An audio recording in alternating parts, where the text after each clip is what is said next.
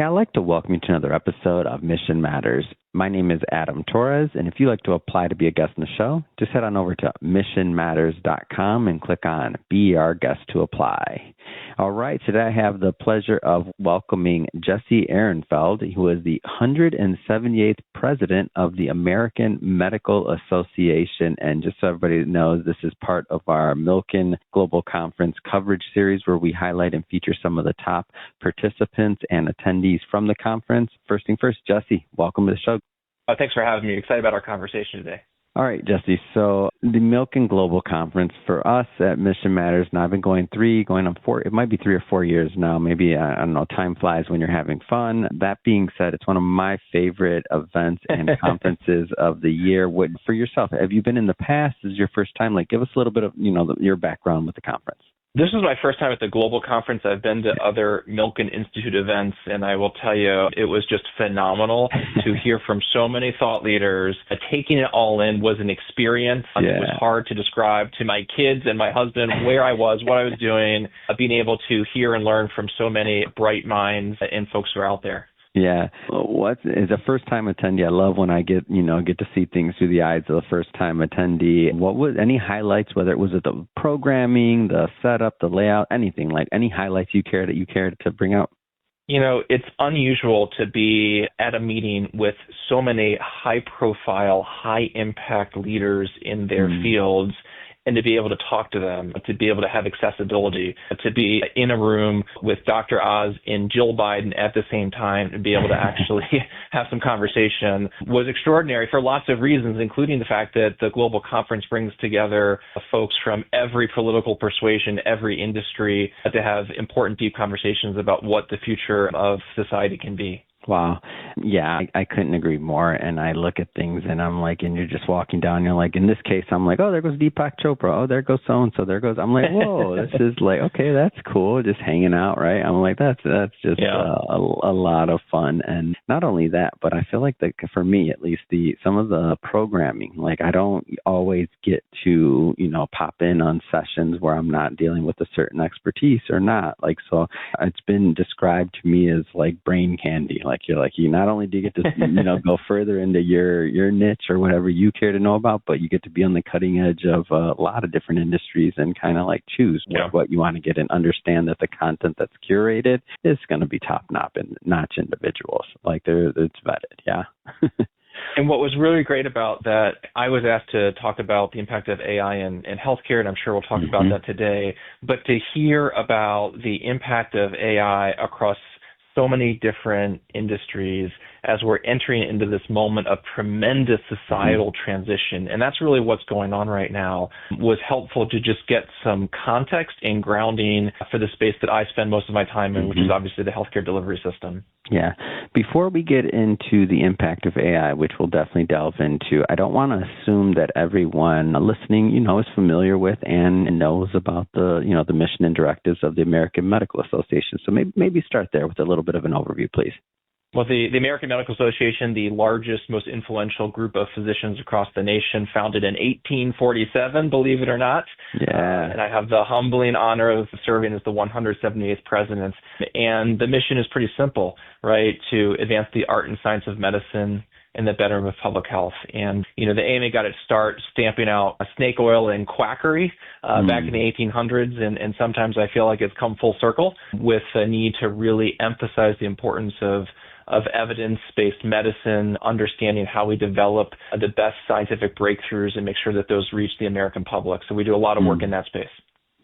How is this where do you want to start with this? I know everybody's talking about AI. It doesn't matter what the field is. It doesn't matter what you're doing. Like, is it going to replace the ABC, the XYZ, everybody, right?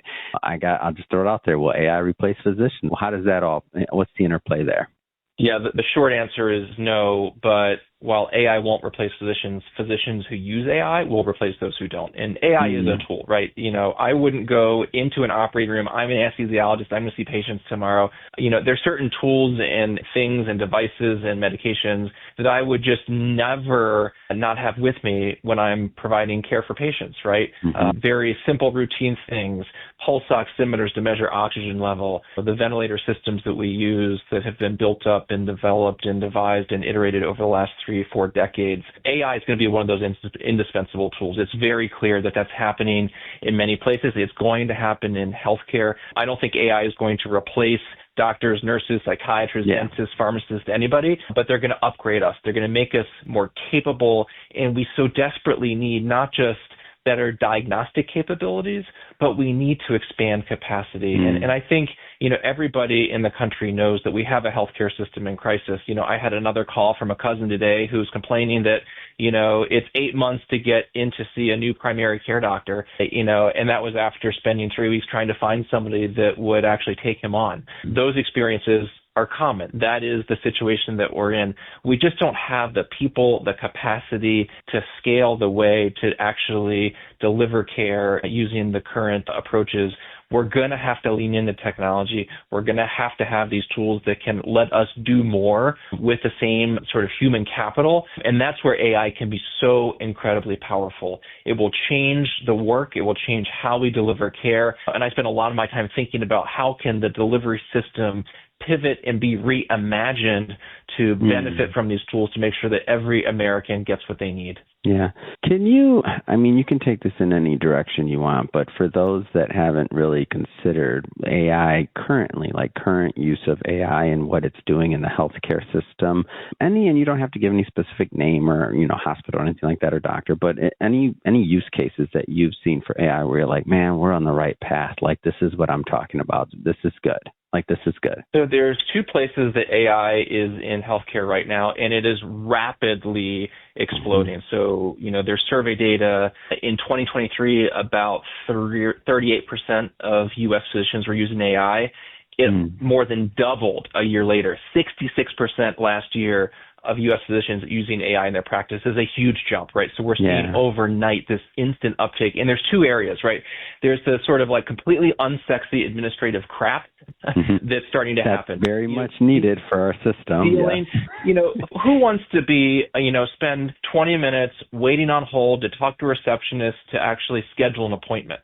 Right. So systems that can automate those things. I can text my plumber to get an appointment tomorrow at the time I want, but I can't, do that with my doctor's office.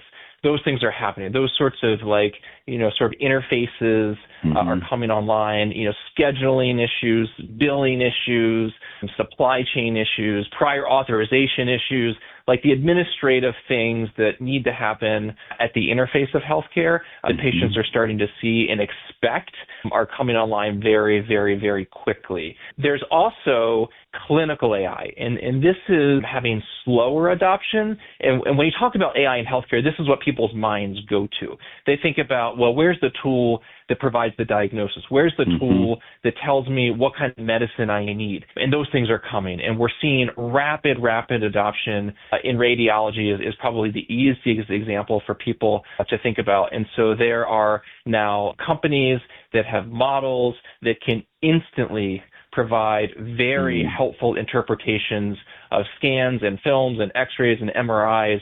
And that's important not just because they can operate in some cases with higher, accuracy, but because they never take a break. They never go to sleep. They're always available in the middle of the night. And I can tell you, I know of case after case after case where hospitals that have implemented these radiology systems that are supporting the radiologists, supporting the care teams, have found things instantly that save lives.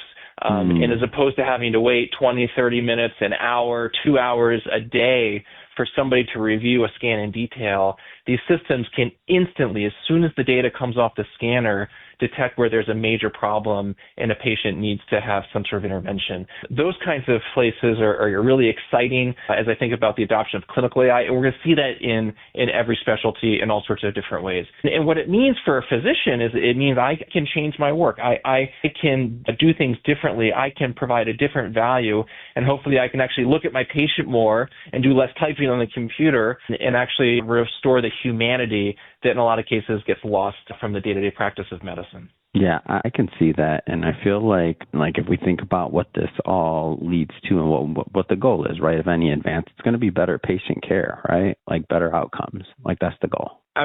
Absolutely. And I'll give you an example in the eye space. So actually the first FDA autonomous AI-approved system for diagnosis is in the diabetic retinopathy space. And so I'm sure a lot of your listeners know that if you have diabetes, you're supposed to get an annual eye exam to look for a condition called diabetic retinopathy, which is a disease of the eye vessels, and it can lead to blindness. If blindness is obviously a very devastating complication of diabetes, and we try to prevent it.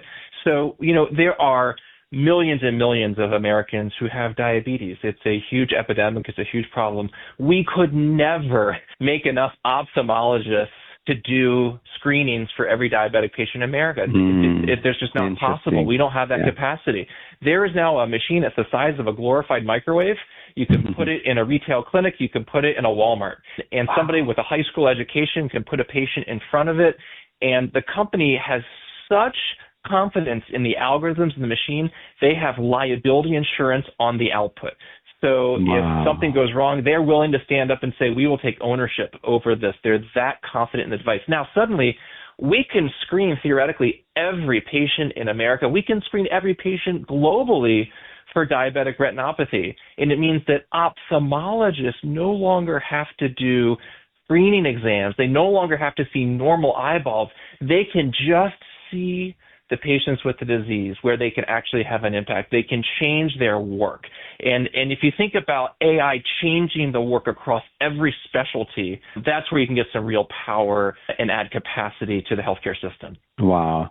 And I mean, I don't even know what the numbers like that could be when you start talking about all around the world and you think about this is just one use case. Like how many more are they? And so when you think about just quality of living, you think about an aging population, you think about the load of even just on the infrastructure, right? Like, and who knows what's next that's coming? We don't know, right?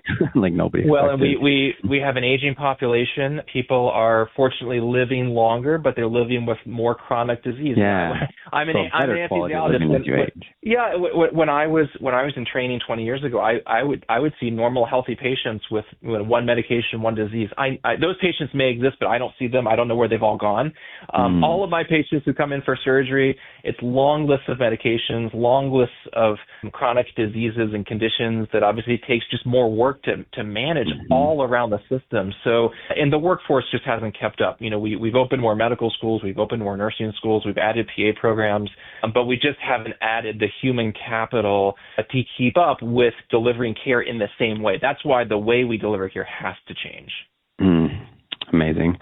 Well, I'll tell you, this has been a lot of fun having you on the show today. If somebody's watching, or absolutely, if somebody's watching or listening to this and they want to follow up and they want to learn more about what the American Medical Association is doing or any of your work, what's the best way for people to connect, Jesse? They can go to the AMA website, ama-assn.org, or they can follow me on social media, X at Dr. Jesse MD, in all the usual places. Wonderful. And for anybody listening, just so you know, we'll definitely put those links in the show notes so you can just click on them and head right on over. And speaking of the audience, if this is your first time with Mission Matters and you haven't done it yet, hit that subscribe or follow button. This is a daily show. Each and every day we're bringing you new content, new ideas, and hopefully new inspiration to help you along the way in your journey as well. So again, hit that subscribe or follow button. And Jesse, thanks again for coming on the show. Thanks for having me.